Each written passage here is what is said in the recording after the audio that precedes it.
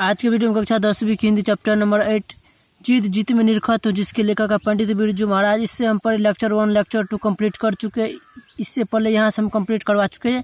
अब हम यहाँ से स्टार्ट करते हैं। और हमारा वीडियो अच्छा लगेगा तो हमारे चैनल को सब्सक्राइब जरूर कीजिएगा। चलिए स्टार्ट करते हैं।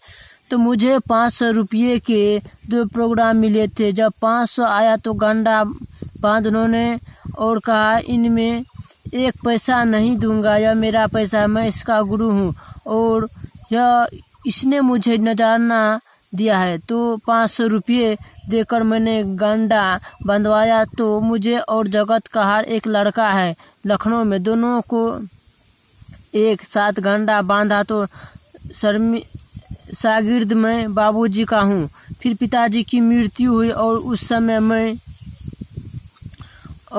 समय मैं इतना छोटा था कि उनका दुख भी ठीक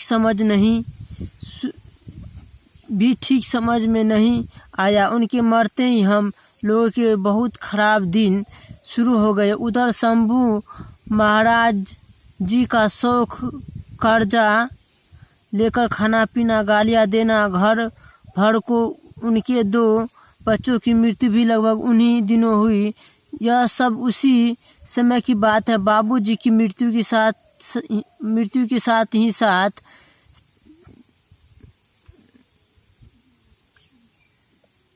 पिताजी बहुत दुखी रहते थे। उसी समय मैं अम्मा को लेकर नेपाल गया। सोचिए, उस समय बिना पिताजी के मुजफ्फरपुर भी गए, अम्मा ले गई। बांस बरेली भी उस समय यह हालत थी कि 50 रुपये भी मिल जाए कहीं से तो बहुत है। पहले का सब पैसा हमारे टाइम तक खत्म हो गया था। कर्जदार बहुत हो गए थे। बाबूजी किसी का भी भला करने के लिए एक से लेकर दूसरे को दे देते थे। मतलब 100 लिए 200 दूंगा कहकर, यह उनकी अजीब सी आदत थी। कानपुर 2-2.5 साल रहा, जिसमें 25-25 रुपये की 2 ट्यूशन की। मैंने आर्य नगर में पैदल 3 मील जाता था और रास्ते में कब्रिस्तान पड़ता था तो डर भी लगता था। 10-11 साल की उम्र थी मेरी। अब 50 रुपये में रिक्शे पर खर्च करता तो क्या बचता। और ट्यूशन में नागा हो तो पैसा अलग काट लेते थे। 50 रुपये में काम करके किसी तरह पढ़ता रहा मैं। एक सीताराम बागला करके लड़का था, अमीर घर का। उसे मैं डांस सिखाता और वह बेचारा मुझे पढ़ा देता था। ये छूट गया, पहले कवर करते हैं।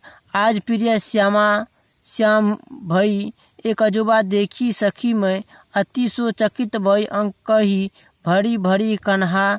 राधिके एकल रूप भई ले कान्हा की बांसुरी, अपने करहू ले बार बार ले उधर लगावती।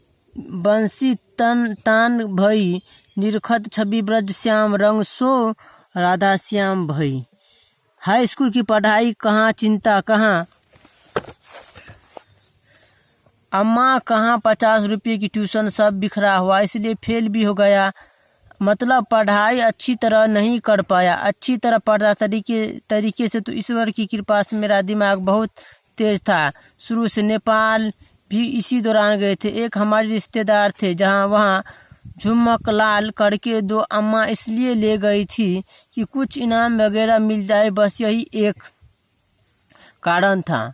वहाँ रहे नहीं, खास प्राप्ति नहीं हुई। जाते मैं मुजफ्फरपुर में भी गए थे, जयपुर भी गया मैं, वहाँ भी कोशिश की। मतलब यह कि प्रोग्राम मिल जाए तो 200-400 मिल जाए तो कुछ महीने कट जाएंगे।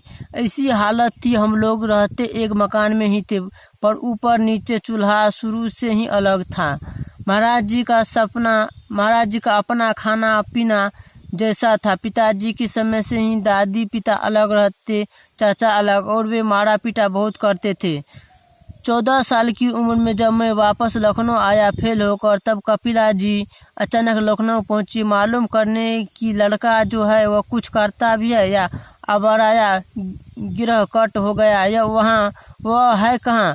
तब अम्मा जी ने दिखाया मुझे कि करते तो है थोड़ा बहुत जो सीख पाए थे। तब कपिला जी ने मुझे संगीत भारती, जो पहले हिंदुस्तानी म्यूजिक डांस अकादमी था, वहीं संगीत भारती हो गया था, लाई। 6 महीने बढ़ गए तो बहुत खुश हुआ मैं। उस समय 250 रुपये मिलते थे।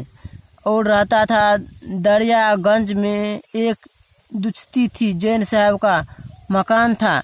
अम्मा जी को यह दुख कि जैनियों का मकान है, लड़के को प्याज खाने को नहीं मिल रहा है।